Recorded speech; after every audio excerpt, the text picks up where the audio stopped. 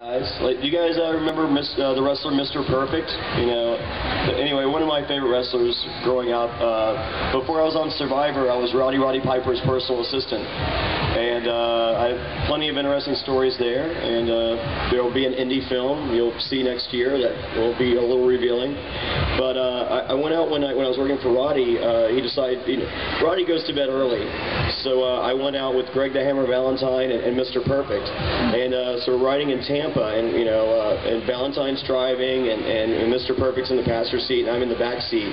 And this fat girl walks in front of the car, and Mr. Perfect goes, "I could have that at home." And I replied, "Doesn't sound like Mrs. Perfect." he didn't laugh either. He did.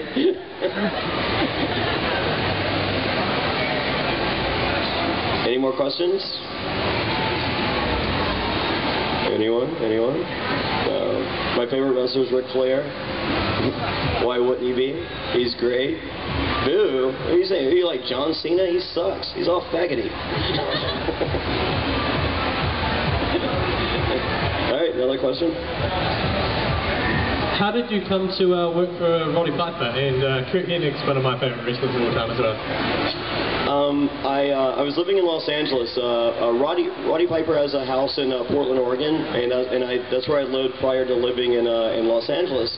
So I'd moved to LA, and Roddy decided to get back into acting, and got an apartment in Los Angeles, and was looking for a personal assistant. And we had mutual friends, and so basically Roddy called. He was just like, "This is Roddy Piper. Would you like to go to lunch?" And I'm like, "I love lunch. Hell yeah, I'm there." So we met at the Palms, and got a nice, $50 steak, and I'm like, "Hell yeah, this is all right."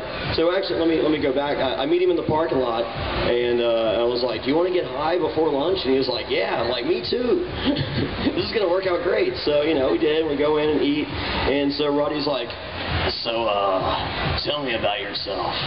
I was like, "Well, I graduated from Virginia Tech in marketing, and, I just moved to Los Angeles from Portland, and, basically a 45-minute conversation about myself." And he was like, "So, do you want to have lunch again tomorrow?" I'm like, "I would love to have lunch again tomorrow."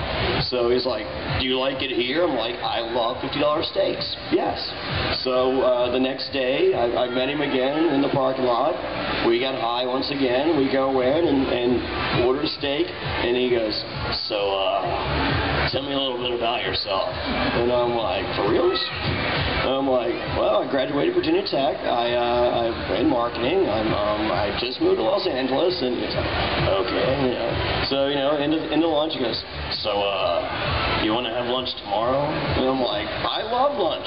So the next day, meet him in the parking lot, get high. He goes there. He's like, "So, tell me a little bit about yourself." I'm like, "Well, I went to Duke University. I raised beagle dogs, and I'm like, no, actually, I told him the exact same story I told him the first two days. So into lunch, he goes, "What are you doing tomorrow?" I'm like, "I guess I'm going to lunch and telling you the same shit again." So fourth day, I tell him. He goes, "So at the end of the day, he goes, well, I don't know what you're doing or what you're up to, but if you'd like to work for me, I'm offering you a job." And I'm like, "Okay." So he goes, "Write down on a piece of paper how much you want to get paid." And I'm like, "Wow, I could really piss him off, or I could really shoot myself in the foot here. So it's one or the other." So I aimed high, and I said 80,000, and he goes, "Done deal." And I'm like, "Shit." I knew I should have said more. So, but it was insane. I mean, like Roddy is crazy, very crazy, and so for about a year and a half of my life, I worked for a madman. So. And he still has no clue what I'm up to or what I'm doing. And we actually we named our daughter after him. Her name is Piper also. So here we go. Next question. Uh-oh, here we go. Are you nervous? Because I can get really mean in some of my answers sometimes, buddy. You watch out. Who's your most hated wrestler? I'm not allowed to answer that question. Next question. No. Who do I like? Who do I hate? Like who am I? Who do I hate? Triple H. I hate Triple H. Do hate Triple H. I hate Shawn Michaels with a passion. Can't stand him. I hate pretty much all the good guys. So I do, honestly, I do kind of like John Cena because I don't think he's that good, but I think he tries really hard. So I think a lot of guys like walk through their matches. Like I mean, like I watch a Triple H match, I just pray for a quad tear. Just pray, like come on, one more, and that's it. You're gone for good. So, but yeah, I hate Triple H. And hence, I will never work for WWE. So there we go. So you're like, wow, Johnny, why'd you go to TNA? Because I say bad things about Triple H. Next question. Anyone? Oh, do we have one in the back? No, here we go. My middle name? Fair. It's Jonny Fairplay. No, it's Patrick. The middle name is Patrick. Little known fact. If you tell me one, I will come to your house and kill you. So it doesn't leave this room. Next. There. No, you cannot have my hat. Was that it? Was that the question? No. What's your favorite wrestling match? My favorite match, I ran a wrestling promotion in Portland, Oregon, and I was the writer and I was also the heel commentator. And when I first started the company, it was called New Dimension Wrestling. And when I first started, I had all the guys come in, and especially some of the younger guys. I was like, look, if you lose this week, it's not because I hate you, it's because someone has to lose. And I'm like, and if you lose again next week, it's not because I hate you, it's because someone has to lose. But there's a method to the madness, and I'm not doing myself any favors by burying people. Your time will come. So a match that I had all my wrestlers watch, if they hadn't seen it, that I think is the greatest match of all time, is Stone Cold Steve Austin versus Bret Hart from WrestleMania 13. And the big thing about that match is Bret Hart came in the face and Stone Cold entered the match the heel, and Stone Cold lost. Basically, he passed out from the pain of the sharpshooter, and blood's pouring down his face, and he wouldn't give up, but he lost the match. And at the end of the match, Stone Cold became the good guy, Bret Hart became the bad guy, and Stone Cold theoretically won the match by losing. And I think that's one of the best stories ever told in a wrestling ring.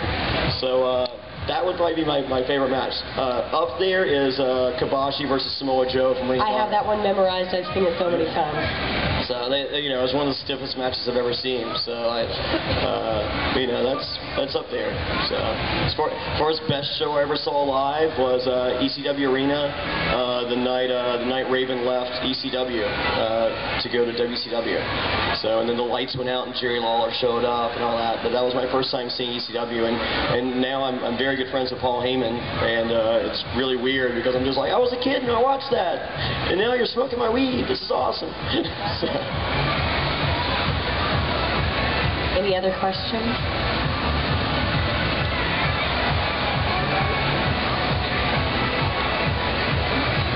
Kevin Smith, ladies and gentlemen. Kevin Smith. All right, big fan.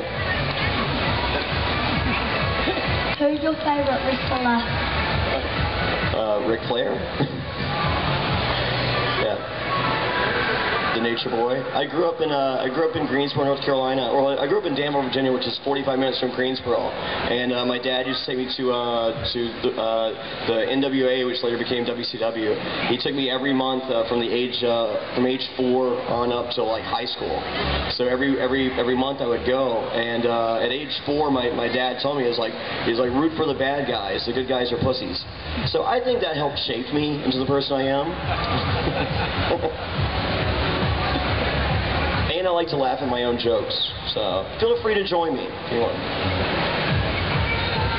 Anyone else? Anyone? There we go. Who's your least favorite wrestler?